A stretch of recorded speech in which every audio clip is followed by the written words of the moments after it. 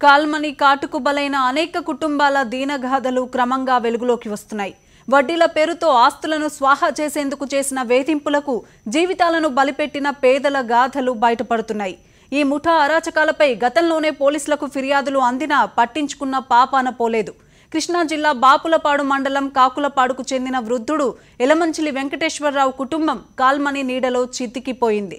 75,000 రూపాయలు అప్పు తీసుకున్నందుకు కాల్మని ముఠాలోని కీలక సూత్రధారి ఎలమంచిలి రాము, అతని సమీప బంధువు తెలుగు రైతు నాయకుడు చలసాని ఆంజనేయులు ముఠా అరాచకానికి భార్యను కుమారుణ్ణి కూడా కోల్పోయాడు. ఈ ముఠా దాష్టికానికి కుమిలిపోతున్న వెంకటేశ్వరరావు కుటుంబానికి సంబంధించి మరిన్ని వివరాలు మా కరెస్పాండెంట్ రాజా రమేష్ అందిస్తారు.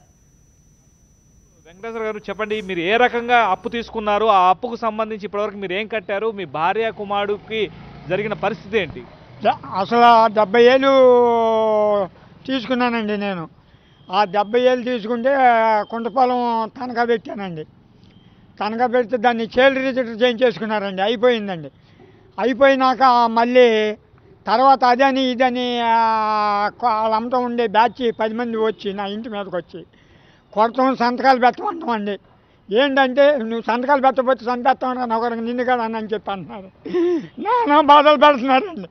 ఈ చర్యలో నేను పని లేకుండా నానా బాధలు పడుతున్నానండి. ఇవే మరి కాజా ప్రసాద్ అండి.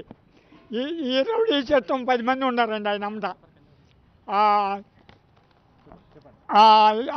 మరి ఇందుతో ఈయన చలసాని ఆంజనేయులు ఉన్నాడండి. మరి ఎలమంచిలి రాము ఉన్నాడండి. వీళ్ళందరూ కలిసి ఇదంతా ఒక గ్రూప్ అండి. ఇదంతా కలిసి ఈ గ్రూపు పెట్టే బాధలు నేను పడలేకపోతున్నానండి. మళ్ళీ మొన్న ఇంటి మీద నోటీసులు పంపించారండి. నేను డబ్బు కట్టాలని నోటీసులు పంపిస్తే నేనేమి నయ్యా పైసా ఇవ్వక్కర్లేదని అన్నానండి. అంటే నయ్యా పైసా ఇవ్వక్కర్లేదు అలా అని కానీ సిఐడీలు తీసుకొచ్చి నన్ను కాళ్ళ మీద చేతుల మీద అనేక రకాలుగా కొట్టారండి. గజం కర్రముక్కలు తీసుకొచ్చి నానా చర్యలు పెట్టారండి. నానా బాధలు పెట్టారండి. తర్వాత మేము కదా వెళ్ళి లైన్ పెట్టి కోర్టులో పడేసామండి. వెంకటేశ్వర గారు, మీ భార్య కుమారుడికి ఏం జరిగింది? కాల్మని ముఠా వల్ల మీ భార్య కుమారుడికి ఎదురైన ఇబ్బందులు ఏంటి? ఇబ్బందులు ఉందండి. ముందు వచ్చి ఇల్లు ఇంటి మీదకి వచ్చి మా అన్నని కొట్టారండి. కొట్టేటప్పటికి మా ఆడవాళ్ళు ఇక ఈ బాధలు నేను పడలేదని చెప్పి మందు తాగి చచ్చిపోయిందండి మా ఆవిడ ముందు తాగి చచ్చిపోయినాక 2 సంవత్సరాలకి మళ్ళీ ఎట్టగా వచ్చి మళ్ళీ దుమ్మి చేస్తున్నారు ఇంటి మీద. దుమ్మి చేస్తుంటే మా కుర్రాడు గులికలు తాగేసాడండి.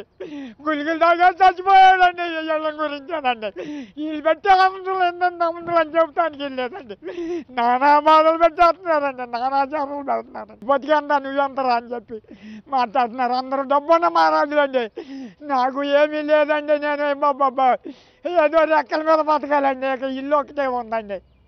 నన్ను నానా చర్యలు పెట్టేస్తున్నారండి. నానా బాధలు పెడుతున్నారండి. కాల్మని ముఠా కారణంగా చితికిపోయిన ఒక కుటుంబం, ఒక దీన గాథ ఇది. 70 ఏళ్ల వయసున్న వృద్ధుడు.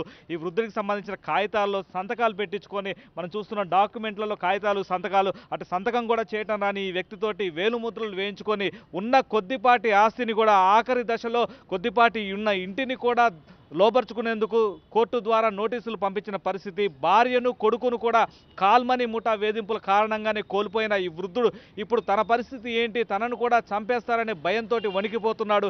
కన్నీరు మున్నీరుగా రోధిస్తున్నాడు. ఖచ్చితంగా దీని మీద విచారణ జరిపించాలి. కాల్మని ముఠాకు సంబంధించిన ఎలమంచిలి రాము, అలాగే చలసాని ఆంజనేయులు వీళ్ళ వేధింపుల నుంచి ఆ గ్రామంలో ఉన్న చాలామందికి కూడా తనలాగనే విముక్తి కూడా కల్పించాలని వేడుకునేందుకు ఇక్కడ పోలీసులను ఆశ్రయించడానికి ఇక్కడికి రావడం జరిగింది. వీడియో జర్నలిస్ట్ దాసుతో రాజా రమేష్, సాక్షి టీవీ, విజయవాడ.